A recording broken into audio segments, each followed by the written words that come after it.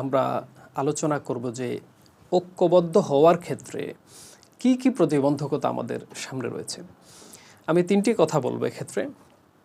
প্রথমত হচ্ছে ঐক্য কিভাবে হবে, এই ঐক্য সংক্রান্ত ধারণাটার মধ্যে আমাদের কিছু ভুল ত্রুটি রয়েছে।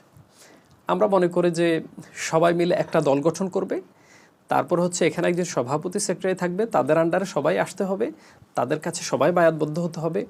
এই একটা কনসেপ্ট আমরা সবাই মোটামুটি অঘোষিতভাবে লালন করছি। সবাই একটা দলে আসতে হবে, সবাই একটা কমিটির মধ্যে আসতে হবে, এইটা আমরা মনে করছি ঐক্য। আসলে ঐক্যের বর্তমান যুগের চাহিদা এবং কোরআন সুন্নাহর বাস্তবতা, সামাজিক বাস্তবতা, রাষ্ট্রীয় বাস্তবতার আলোকে এই ঐক্যটা আসলে সম্ভব নয়, এই ঐক্য সহজও নয়। তো তাহলে আমরা কিভাবে আমাদের মধ্যে ঐক্য হতে পারে? আমাদের ঐক্যের কনসেপ্টটা নিয়ে আমরা এখনও ভুল ধারণার মধ্যে আছি। সবাই যদি একটা চিন্তা, একটা বিশ্বাস, একটি দর্শন লালন করে, একটা নীতি ফলো করে, মৌলিক নীতিগুলো ফলো করে, একটি আদর্শ এবং একটি সংস্কৃতি চর্চা করে, এটাও একটা সাংস্কৃতিক ঐক্য হতে পারে, চিন্তার ঐক্য হতে পারে, ঐক্যের একটা কালচার আমরা ডেভেলপ করতে পারি। যে ন্যায়ের ইস্যুতে আমরা সবাই ঐক্যবদ্ধ। যেমন একজন ব্যক্তি মাজলুম হচ্ছে, সবাই মিলে তাকে জুলুম থেকে হেফাজত করা, জালেমকে নিবৃত করা। তাহলে এই যে চিন্তার ঐক্য, যে আমরা অন্যায়ের বিরুদ্ধে এবং ন্যায়ের পক্ষে থাকব। এরপরে হচ্ছে একজন ব্যক্তি বিপদে আছে, সবাই তার বিপদে সহযোগিতা করবে যেন বিপদ থেকে উদ্ধার করা যায়।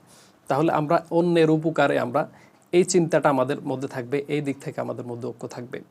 তারপর হচ্ছে আমরা সততা, সত্যবাদিতা, এটাকে প্রমোট করব, সবাই মিলে করব।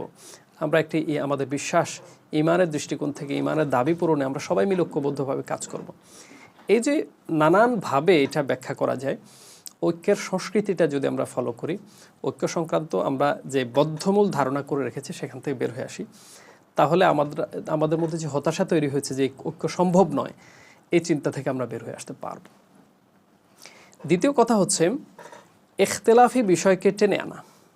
আমরা অনেকেই বলে থাকি যে আমি ঐক্য করতে চাই বিভিন্ন দলের সাথে, বিভিন্ন সংগঠনের সাথে বা সব ঘরানার লোকদের সাথে, কিন্তু এই বিষয় আপনি সমাধান করে আসতে হবে, এই বিষয়ে আপনি ঠিক করে আসতে হবে, আপনার মধ্যে এটা থাকতে পারবে না, এটা থাকতে হবে। এখন নিজেই যদি এমন বিতর্কিত বিষয়গুলোকে শর্তারোপ করে আমরা ঐক্যের জন্য আহ্বান করি, তার মানে হচ্ছে আমি নিজেই ঐক্যের পথে একটা বাধা। এটার মূল কথা হলো ইখতিলাফি বিষয়কে টেনে আনা যাবে না। ইখতিলাফি বিষয়কে টেনে আনলে এটাই ঐক্যের পথে একটা বাধা হয়ে যায়। কারণ কিছু কিছু ফুরুই বিষয় আছে, এটা সব সময় এটা ভিন্নমত থাকবে এবং ইসলামী জায়গায় প্রশস্ততা রেখেছে।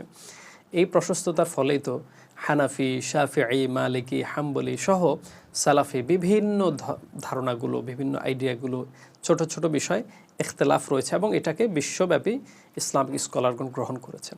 তো সুতরাং যেটা কোনো না কোনো জায়গায় গৃহীত আছে, কোনো না কোনো সমাজে, কোনো না কোনো আলেম সমাজের কাছে কোরআন সুন্নাহর দৃষ্টিতে যেটা অ্যাকসেপ্টেড, সেটাকে আমি যদি শর্ত দিয়ে দিই যে আপনি এটা বাদ দিয়ে আসতে হবে, আমার মতে আসতে হবে, তাইলে তো ঐক্য হবে না, ইখতিলাফি বিষয় টেনে আনা যাবে না। 3 নাম্বার যেই অন্তরায়টা আমরা দেখছি সেটা হলো যে ইস্তেকামতে ঘাটতি। ধরেন সব মেনে নিয়ে আমরা এবার ঐক্যের চিন্তা লালন করছি, কিন্তু কয়দিন পরে আমি আর ওই কথার উপর থাকি না। আমি যে চিন্তা ব্যক্ত করেছি, যেই বিষয় সিদ্ধান্ত নিয়েছি, চুক্তিবদ্ধ হয়েছি, প্রতিশ্রুতি দিয়েছি, দেখা যাচ্ছে শেষ চিন্তার উপর আমি নাই। কারণ আমাকে ইসলামের কোনো শত্রু অথবা এমন কোনো ব্যক্তি, বাইরের কেউ আমাকে অর্থায়ন করেছে, টাকার লোভ দিয়েছে, অর্থনৈতিকভাবে আমাকে প্রলোভন দিয়েছে, সেটা ঘোষণা বা ঘোষিত হোক অঘোষিত হোক, নানানভাবে আমাকে অর্থের ফাঁদে ফেলে আমাকে এই চিন্তা থেকে সরিয়ে ফেলেছে। এই লোভ আমাদেরকে অনেক সময় ঐক্য থেকে ফেরায়, হিংসাও আমাদের ঐক্য থেকে ফেরায়। যে একজন যখন ঐক্যবদ্ধভাবে কাজ করবে, কেউ না কেউ সামনে আসবে, কেউ না কেউ পিছনে যাবে, কোনো না কোনো সেক্টরে কারো লিডিং থাকতেই পারে, তখন হিংসা চলে আসে যে ওর প্রভাব বেড়ে যাচ্ছে, প্রভাবটা তো আমার বাড়াতে হবে, অন্যের ভালো পছন্দ না করা, এটা একটা হিংসা এখানে তৈরি হয়। ব্যক্তি স্বার্থ এখানে অনেক সময় যুক্ত হয়। এই সমস্ত কারণে, অদূরদর্শিতার কারণেও কিন্তু আমাদের ইস্তেকামত থাকে না, যে আমরা পরিণামটাকে বুঝতেছি না, যে আমরা যে কাজটা করছি এটার ফল কি হতে পারে। তো অদূরদর্শিতার কারণেও অনেক সময় আমরা ঐক্য থেকে পেছনে পড়ে যাই বা এই ঐক্যের পথে এটা একটা বাধা হয়ে দাঁড়ায়। তাহলে মোটা দাগে আমরা তিনটি কথা বললাম: ঐক্য সংক্রান্ত ভুল ধারণা, আরেকটা হচ্ছে ইখতিলাফি বিষয়কে টেনে আনা, আরেকটা ইস্তেকামাতে ঘাটতি। এই তিনটাকে আমরা মৌলিকভাবে ঐক্যের পথে অন্তরায় বলছি। এখানে বহু আলোচনা করা যেতে পারে, আমরা সংক্ষেপে এই তিনটি পয়েন্টকে মার্ক করছি।